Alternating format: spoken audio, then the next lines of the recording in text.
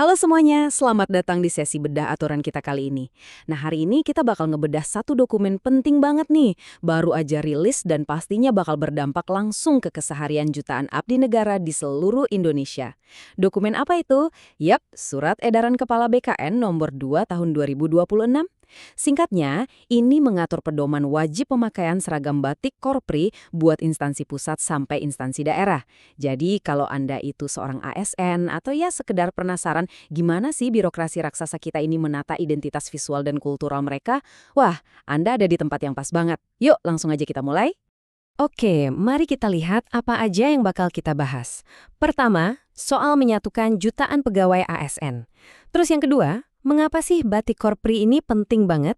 Ketiga, kita masuk ke jadwal wajib penggunaan seragamnya sehari-hari. Dan yang terakhir, soal wewenang tambahan pimpinan instansi. Sip, mari kita bahas satu persatu. Kita masuk ke bagian pertama, yaitu menyatukan jutaan pegawai ASN. Di sini kita bakal melihat seberapa masif sih skala kebijakan dari BKN ini sebenarnya. 6,5 juta. Coba bayangin, itu angka yang luar biasa besar kan? Surat edaran ini tuh secara gamblang menyebutkan kalau sekarang ini ada lebih dari 6,5 juta pegawai ASN. Ini udah merangkum semuanya loh, mulai dari teman-teman PNS sampai PPPK yang kerja full-time maupun part-time. Nah, 6,5 juta orang ini tersebar di 643 instansi pusat dan daerah. Dari ujung barat Sumatera sampai ujung timur Papua, bahkan sampai ke perwakilan negara kita di luar negeri. Jadi mengkoordinasikan identitas untuk populasi sebesar ini, wah, itu benar-benar sebuah tantangan administratif yang sangat monumental. Nah, disinilah esensi utamanya. Jutaan pegawai yang tersebar luas tadi, ibaratnya adalah mesin utama penggerak birokrasi Republik ini. Mereka semua disatukan di bawah satu lambang yang agung, yaitu Garuda Pancasila sebagai fondasi negara kita. Surat edaran BKN ini seakan mengingatkan kita kalau mesin birokrasi yang super raksasa ini nggak boleh sampai terkotak-kotak. Menyatukan semangat, jiwa, visi, dan misi mereka itu hukumnya mutlak. Biar pemerintahan bisa jalan dengan efektif. Jadi seragam ini hadir bukan cuma sekedar selembar kain yang dipakai kerja, tapi benar-benar bertindak sebagai alat pemersatu.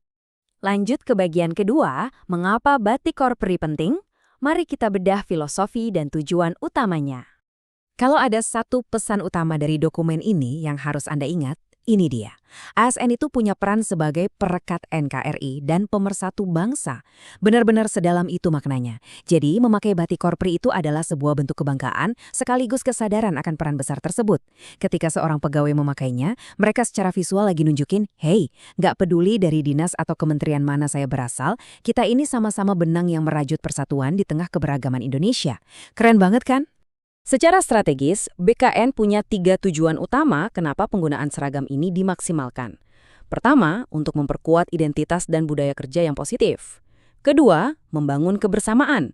Logikanya gini, kalau ASN merasa jadi satu kesatuan, pelayanan publik itu bakal jauh lebih mulus karena ego sektoralnya jadi minim banget. Dan yang ketiga, ini dia yang penting, memperkokoh jiwa korsa atau esprit de corps. Apa itu? Itu tuh rasa kesetiakawanan yang benar-benar mendalam, sadar kalau mereka ini satu korps. Jadi secara psikologis, keseragaman ini bakal menghapus sekat-sekat antar instansi dan ngebuka jalan buat kolaborasi tingkat tinggi. Masuk ke bagian ketiga, jadwal wajib penggunaan seragam. Nah, sekarang kita bahas sisi praktisnya. Kapan aja sih sebenarnya ASN wajib pakai batik ini? Biar gampang ingetnya, kita bagi 2 jadwalnya ya. Yang pertama ini jadwal rutin wajib.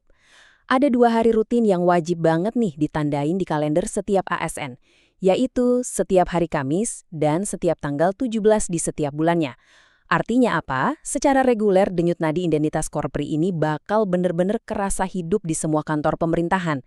Minimal seminggu sekali tiap Kamis dan serentak sebulan sekali pas tanggal 17.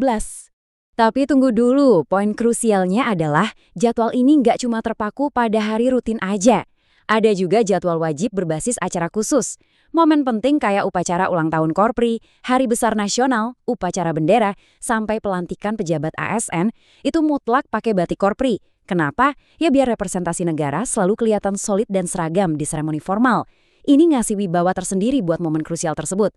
Kecuali kalau ada instruksi khusus yang beda dari pejabat yang berwenang. Oke, kita sampai di bagian keempat sekaligus yang terakhir. Wewenang tambahan pimpinan instansi. Mari kita lihat gimana aturan nasional ini beradaptasi dengan kondisi lokal.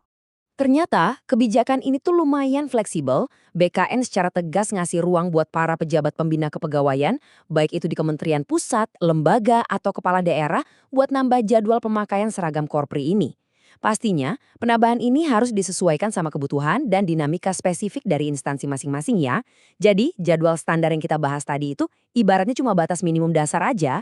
Para pimpinan instansi punya wewenang penuh buat ngegas lagi penggunaan identitas ini demi mendongkrak rasa bangga di tim mereka sendiri. Sebagai penutup nih, dokumen edaran dari BKN ini pada akhirnya bermuara ke satu pesan sentral. Harapan supaya para ASN, dimanapun mereka ditugaskan, selalu bangga sama jati diri mereka sebagai satu keluarga besar.